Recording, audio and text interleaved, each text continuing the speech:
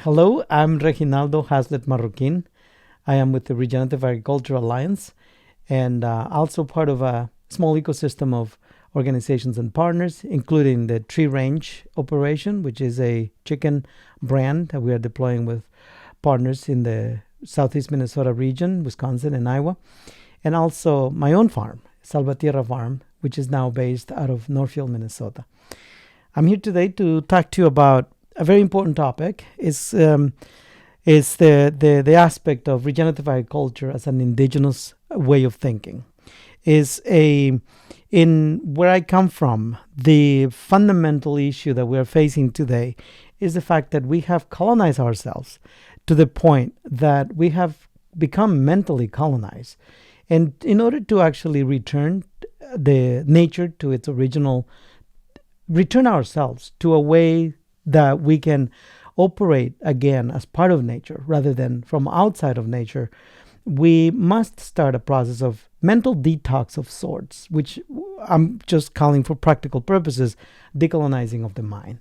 So with that in mind, and thinking about indigenous ways or indigenizing our ways as a concept, I'll walk you through a series of exercises and examples on how we, not only at the RAA, at the Regenerative Agriculture Alliance, but also within a much larger ecosystem across the Midwest, we are seeking to not only reinvent ourselves, but reconnect ourselves and also indigenize ourselves as we go forward and lead the movement to build a regenerative agriculture future.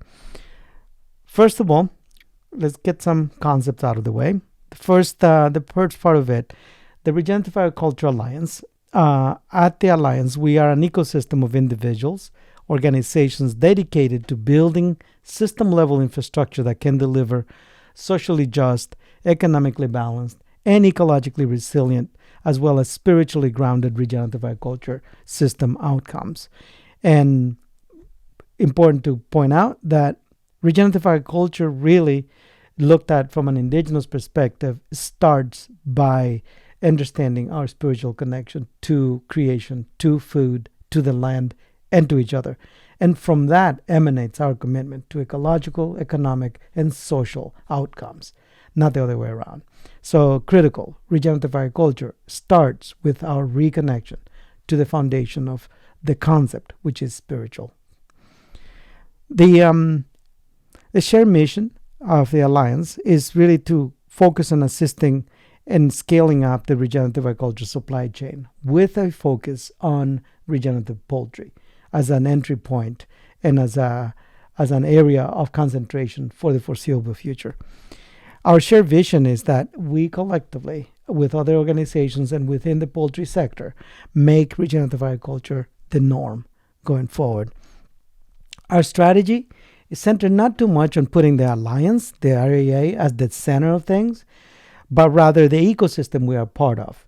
So basically, the growth of our organization is not the objective. Perpetuating our organization is not the objective. Building a career as employees of the organization, that's not the objective. The objective and the strategy is to build an organization within a larger ecosystem in a way that is indigenous, meaning just the same way we are indigenous to creation and we are part of it, rather than talking about nature as something that we go into or that we work with or that we manage, we as the indigenous perspective places us within it rather than outside of it. In the same way, at the Regenerative Agriculture Alliance, we seek to manage our relationship with all of the other organisms within this regenerative agriculture ecosystem from within, rather than seeing the ecosystem as something that we go into, similar to the both concepts, right? So that's really critical in terms of setting up strategy, because as we go forward, our objective is to support existing regenerative agriculture supply chain infrastructure and also system level projects, as long as they contribute tangible benefits to the collective nature of regenerative agriculture outcomes, and to focus on ecosystem management and system level ownership, control, and governance as the core foundation of structural systems change. Systems change being the key word here. We are here to change a system, not to build an organization. And we can only do that collectively. There's no other way that a system actually changes in the way this system of agriculture needs to for us to have a regenerative outcome. And then here are some startup concepts that we must understand before going forward. The first thing is, if we're going to talk about decolonization, we need to define it, or at least create a framework for understanding it. And in short, decolonization really is a process that results in the transformation of ownership, control, and governing structures that currently, in the colonized world, perpetrate extraction, appropriation, destruction, expropriation, and extermination of indigenous-centered cultures and life on Earth, while validating such actions in the name of progress. That's how we got here. That's what colonizing systems do. And decolonization results only when we can revert that or transform it and transition and build a new reality where those things are balanced out with our need to restore, to stop extraction, to stop destroying, to stop expropriating, and result in more embracing of indigenous ways of thinking and working with the resources that were given to us through creation. The indigenization is more of a process of self-reflection, includes the individual, but also conscientization that results in seeing, comprehending, studying, interacting, and working with the natural systems and with each other based on an identity that reflects our dependency on living systems. It is a process by which we take our own responsibility to preserve, respect, and protect the evolutionary processes that generated the conditions that allowed for life to emerge and that will ensure the preservation of the diversity of life on the planet. And that, by the way, includes us, because we are part of that living system, those organisms. That being able to identify with that and understand that we are born of the earth and we will go back to the earth. We are made of the same elements, that we belong there, that's who we are. Our basic human identity as an organism of the earth is precisely there. When we understand that, and when we act upon it, and when we go about everyday things that we do with a full understanding of that, then we can call ourselves indigenous. Now, let's separate this from being a native of a certain specific space. So native communities, we are very clear that they are identified by territories that they have occupied. They may have been invaded and displaced from their territories, but there is an identity associated with a geographical location where they came from. Now, as humanity, we could and we can become indigenous to the earth, and we can act upon that, no matter whether we are Black, Latino, Anglo, or native of the North American continent. So separating those two things is critical. It just also happens that most of the native communities in the world today are the ones who have continued to understand and to practice their indigenous nature. Most have chosen to bend over and to let the colonizing nature we are also born with dominate their ways of living and being.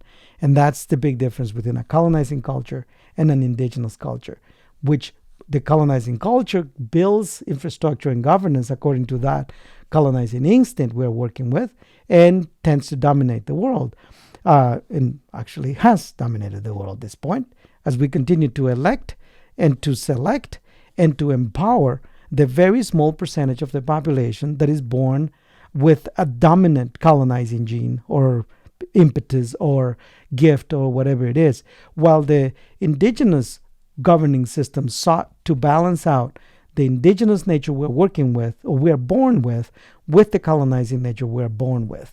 And so those governing systems, if we study the ancient organizing systems, sought to balance those two forces so that those folks who are naturally born to do more of that aggressive takeover and are born with that talent, were given a purpose within the larger context of the society so that they didn't become the dominant force and then, went about destroying the world the way we have done by encouraging and empowering the smaller portion of the populations of the world who are now sitting on the tops of corporations, in the top of governing institutions and all that, for the most part, and dominate the rules by which we govern everything we do.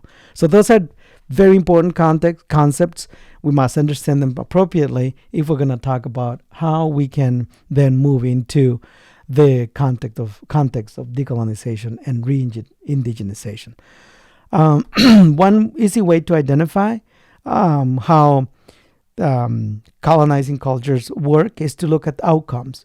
For example, we accept the perpetuation of extractive and exploitative practices. For the most part, you see only native communities resisting, say pipelines and other kinds of projects that are extremely dangerous and extractive. Everybody else seems to be on a different platform, and that's the result of most of us accepting colonizing ways. Community and social, economic, and independence is compromised, and that's critical. Colonizing forces and colonizing systems need the communities to be divided. They need people to look at themselves as individuals, because without those characteristics, it's impossible to take over the resources of a place. This is the fundamental reason indigenous communities or native communities who are practicing indigenous ways across the world has been seen as the enemy of the current systems all over the place, because they seek to work collectively for the well-being of everybody, and they see the well-being of everybody and the health of everybody as the foundation of the individual health, rather than the opposite, which is never true. We can't build a healthy society on the basis of focusing on individuals. Individual priorities have to be there to a certain extent, but again, balanced with the collective interest of a healthy society. And that disrupting that is central to colonization strategies. We have legitimized and legalized violence against anything that is counter to the system, such as ancestral traditions and knowledge, culture, food sovereignty, all of those things that represent more of our indigenous heritage and our indigenous identity has been legitimized, whether by naming it counter to development, counter to well-being, counter to job creation, all kinds of things like that, or labeling it communism when it's really just Guatemalan communities trying to continue to live as indigenous peoples. All of that has been done in the name of, for the purpose of colonization. The legalization and abuse of government-sponsored corporate takeovers and market manipulation. All of the systems we have created follow that very traditional, very straightforward, actual, line by line colonizing structures. We have concentrated ownership and control of whole systems on individuals and the corporations that they manage, or the corporations that represent the interests of a few individuals. Either way, same result. Whole systems should never be given that sort of consolidated power. Systematizing repression of indigenous knowledge and science is central. And you will find that evidence of that everywhere, where if you say, for example, sitting in the forest and spending an hour meditating and observing and in silence actually is very important for our brain waves and for our mental health, immediately somebody's going to say, well, if he's saying that, does he have scientific proof of it? And the question is always, isn't the very scientific community that we now require to have proof from for these kinds of concepts, isn't that the very scientific community that invalidated everything that was working just fine before we have the current scientific community? And also at the same time, they were the ones that validated the very things, the very foundation on which we are destroying the world and our very ability to be healthy to begin with. Now, do we want them validating these things? No. They simply work, and they are validated, by the way, thoroughly, by geoevolutionary processes to which we are part of, and we are part of the trees. The trees evolve with us. We are in sync with them. Whether it's validated by the current scientific community or not is irrelevant. It's not up to them to validate that. It's simply the way things are. So think of that for a second, and how we have systemically built infrastructure to repress that indigenous knowledge and science. That's part of an outcome of colonizing cultures. The result is really the uprooting of spirituality, the grounding traditions, the individual raising to the bottom, the consumerism, the climate disruption, the ecological collapse, war, conflict, disease, social breakdown. All of those things are indicators that we must see and interpret in the proper framework of the very culture of colonization we have built. Now, key outcomes of a decolonized culture. Now let's look at the reverse of that. So one of the things we got to look at, when we decolonize, we ensure that natural resources are managed in perpetuity. They are not extracted exclusively for short-term gains, so that they can regenerate and continue evolving as nature intended. We see social and economic interdependence as central to ensuring well-being. We see ancestral traditions, knowledge, wisdom validated and adapted to ensure collective mental, physical, and spiritual well-being. Those are results of decolonizing. If you are working on decolonization and those are not the outcomes that you are generating, then let's reevaluate the process, let's fine-tune it, let's relearn, and let's re-engage. We're not going to get it right the first time or the second. The colonizing system didn't get it right the first and second and third and many hundreds of times. By the time the colonizers came to the North American continent, for example, they had, I believe, over 3,000 years of perfecting war machines, weaponry, and all of that. So the beautiful thing is that what we have, the indigenous ways, the decolonized way, has hundreds of thousands of years of history. It was well perfected. It was just not violent, and that's why it has been taken over. Whole systems are collectively controlled and governed even when private ownership of assets like property, plant, and equipment are part of the collective. But the whole systems are controlled and governed by the collective, which is central to balancing out, again, the impetus of some to take over with the need of others to be more holistically part of an ecosystem. Basically, we have, in average, I figure about 10% of any group that it wants to take over. But just like warriors and other folks, like volunteers who just want to go to the army and so on and so forth. There's nothing wrong with that unless it takes over the whole society. And so, but most of us just, artists, creative people, farmers, there is 90% of us just want to have a place to be ourselves and to thrive as humans. So defending, protecting, enhancing the collective interest is systemically structured within the governance and system level surveillance. So if you look at the governance structure of native indigenous communities, they had a lot of women participation. In some of them, the women were the first that would evaluate the situation that needed to be dealt with. And then there were layers of screening, so to speak, to make sure that the solutions were holistic. So that system is what the native communities were defending when colonizers came into this part of the world. And we need to restore those defensive mechanisms so we can enhance this collective interest that we have for well-being.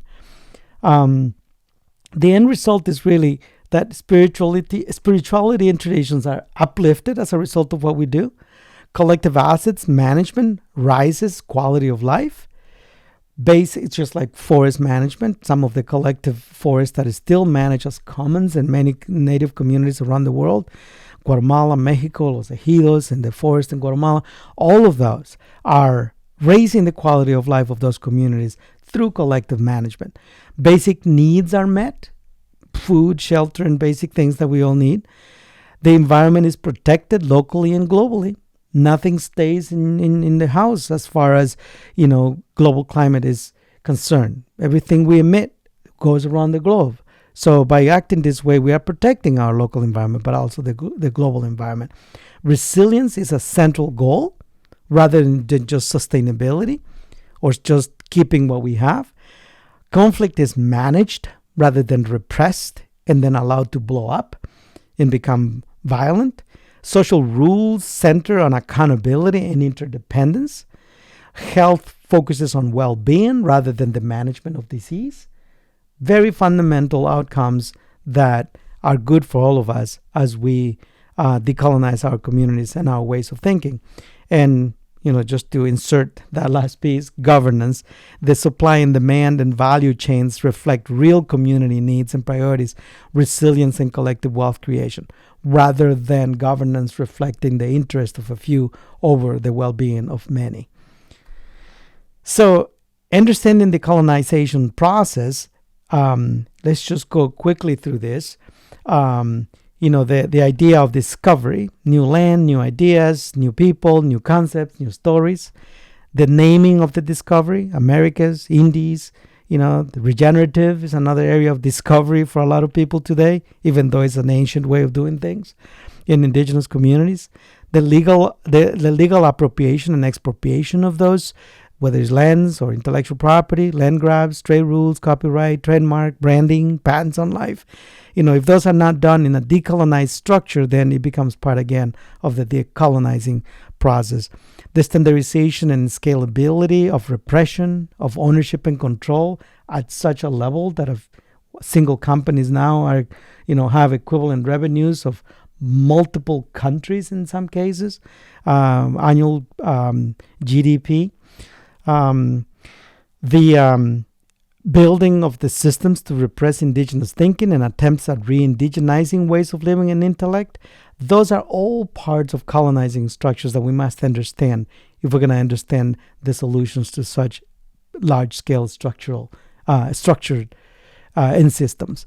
Understanding decolonization, the first thing we have to understand is that reversals have to go also as methodical and systemic as the colonization process itself, with the difference that we are holistic and fully inclusive.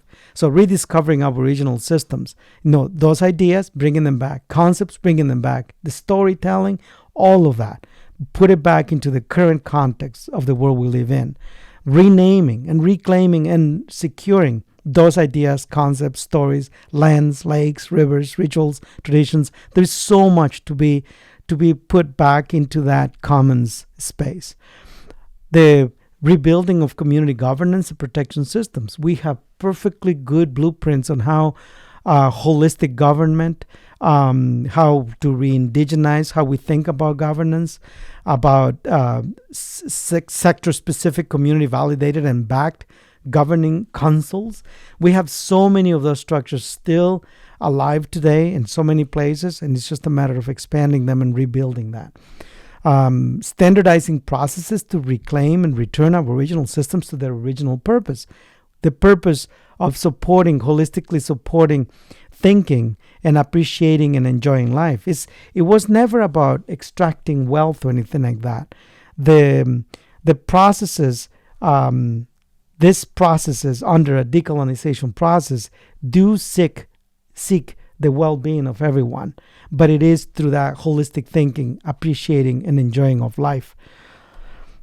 And then, of course, expand and organize new system to scale up organizing locally, regionally, and nationally, aggregating representation from localized governing councils to centralized governing councils that represent multi-layers. And to exemplify that, let me show you this little diagram here. In other words, this is the organizational diagram of a decolonized, say, nonprofit or business or whatever we want to look at. And this could be put in contrast with a hierarchical, rectangular, chief executive officer, program or BPs, program managers, staffing, and all of that. That is the expression of a colonizing system. This is the expression of a decolonized governing structure.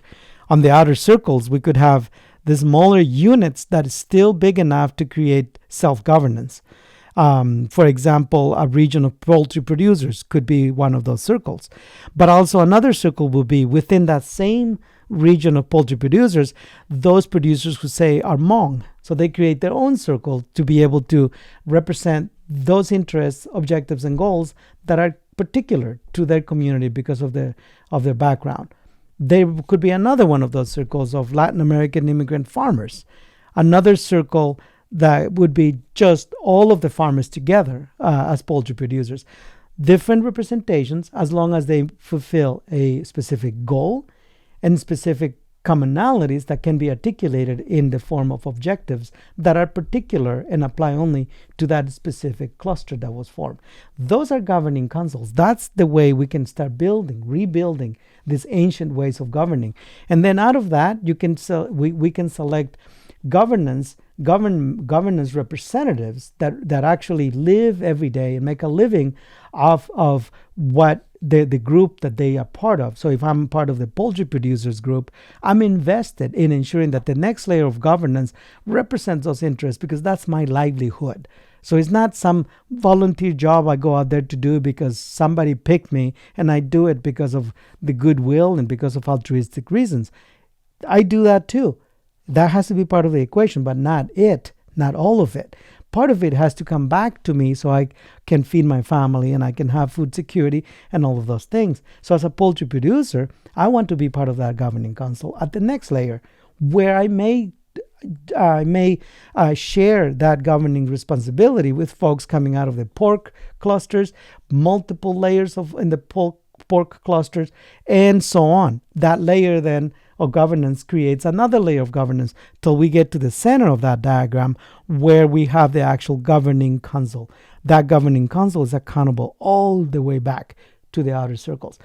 And then it goes back and forth, across, up, down, backwards, whichever way you want to go. It's an ecosystem rather than an organizational structure. That is the difference between indigenous thinking and colonizing thinking. So we have to understand that this is a countercultural request, ask from you, from everyone, is radical. It is the result of organizing collective governance and equity and inclusivity, things that we are now talking at a large scale, but not necessarily ready to understand what it actually means. Well, this is a representation, a diagram that represents in a picture what all of those things may look like. So remember, it's not about narrative. It's about what we do. And in this case, we must apply the 90-10 rule. Narrative, 10%, 90% is what we do. So the narrative here is very short. What we need to do and the reports of progress towards this should fill, if we got a 10-page report at the end of this year, one of them should be narrative. The other 9 pages should be progress reports. Progress reports as to how many councils were created, how many people are participating, how many sectors were engaged, how much percentage of the whole ecosystem is now engaged in collective governance. That should fill 9 pages, progress report, and only 1 page of narrative of what we are doing. So just to keep that in mind as we go forward, that will get us unstuck from this spinning wheel that generated the current racial and inequality, the economic injustice, and the discrimination that we are suffering from at this very moment in our history in this country. We got to understand that as a part of being that subversive force, this concept of indigenization is radical. It departs from a nature-based foundation, is from below, is rooted on the ground, is not rooted on some market forces that we have created artificially. It's grounded on actually how things work, rather than what we want to bend the world to be for our individual benefit. So it's radical, it's subversive. That's why I always talk about not building a ecosystem, but rather an insurgency. Why? An intellectual insurgency, because it's by building systems with integrity and commitment, which is central to being an insurgent in any kind of setting. is critical for us to be able to achieve these outcomes with integrity. And what it means also is that we can revolutionize with this way of thinking. We can really ignite engagement at a larger scale because everything is connected. So I may be a regenerative poultry producer, but I depend on grain producers, on farmers who are growing annual crops so that the manure from my operation can be used. So biophysical and chemical processes can be engaged holistically so that the inputs for one farm are the outputs of another farm, and so on and so forth, in a system where we are actually not producers of anything, but rather stewards of energy transformation. Energy that a farm may have in excess, like poultry manure, can be used by a farmer who has vegetable production, who's going to have an energy deficiency because of the energy that is being taken out by those annual crops, and so on. That's an indigenous way of designing, and it's a revolutionary way of thinking, and it can ignite changes and engagement at a scale that we still have to see in this country.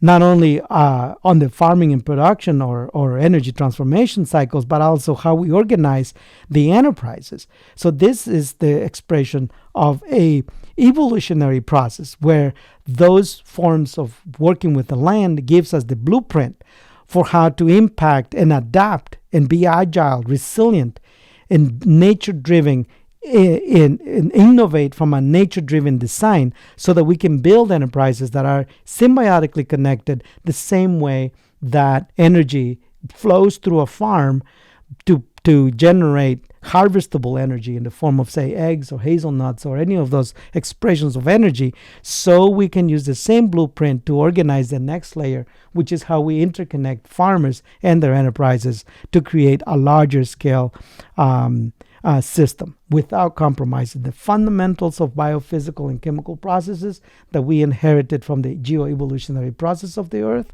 and without compromising the fact that some farmers may want to work alone, some farmers may want to be small, some may want to be a little bit larger, and also especially not building structural barriers by the way we design this, so that smaller farmers, especially those coming from immigrant communities, can't enter the system because they don't have land, or because they don't have other resources or the knowledge or the language skills or any of those elements. That's what makes the system evolutionary, but also decolonize from a thought process perspective, which is the concept of decolonizing the mind. We do this and we arrive at that uncompromising destination we keep trying to tag our targets onto. It's called regenerative systems. And in agriculture, regenerative systems simply are those that seek not to produce, but to manage and to steward process of energy transformation. It's those systems where financiers don't seek to extract profits from those who borrow their money, but become partners in a process of enhancing wealth and creating more wealth and enjoying it collectively. And of course, their income is also important. It's in this space where scientists don't come to invalidate what we know already works, but rather seek to use the knowledge they have to combine it with the ancient indigenous wisdom, so that collectively, between the indigenous wisdom and the bit of knowledge that we have, we can actually achieve regenerative outcomes. A little bit of knowledge with a lot of wisdom goes a very long ways.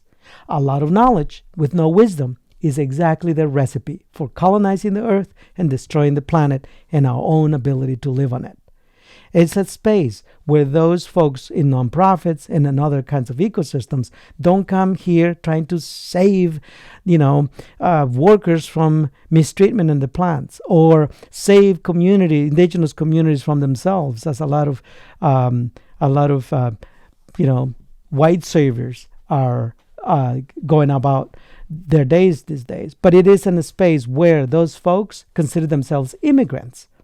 Those folks come and immigrate into this ancient regenerative way of thinking that is indigenous, that was preserved by native communities over thousands and thousands of years.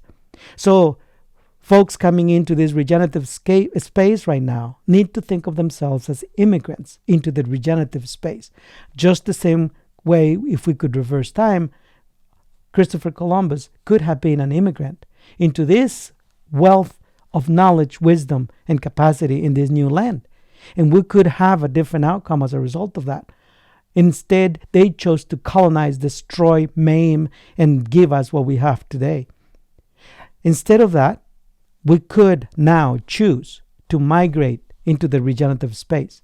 Instead of again going in, discovering it, naming it, appropriating it, expropriating it, colonizing it, and turning it back to where we don't want to go. So that is the essence of decolonizing of the mind. Now, you may agree or you may disagree. You may want to invalidate this kind of thought process or validate it. It's up to you. I can't do anything about it. I am only responsible for my choices on this earth. You are responsible for your own choices. I choose ancient. I choose to be indigenous to the earth.